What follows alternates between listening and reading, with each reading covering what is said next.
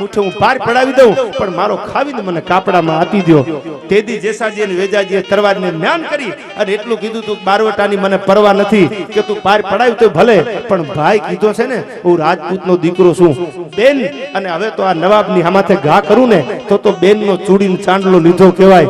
એટલે તારો ખાવીને તને કાપડામાં આપીને જાઉં છું, પણ તારા નવાબને એટલું કહી દીજે જાગે ને નિંદરમાંથી ઉડે ત્યારે નવાબને એટલું કહી દીજે કે તારો કાળ તારી સામે ઊભો તો જેસાજી ને વેજાજી, પણ કાપડામાં તને આપીને જાઉં છું, ભૂલ ન કરતી.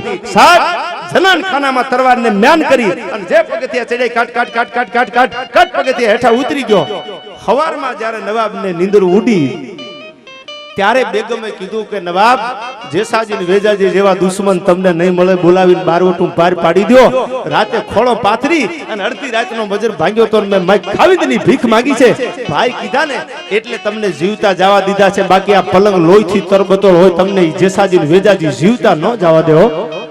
આ રાજપૂતોનું સમર્પણ છે સાહેબ. દુશ્મનને માફ કરી દીધાના હજારો દાખલા છે. ઈ આ ધરતી છે. પણ એક વાત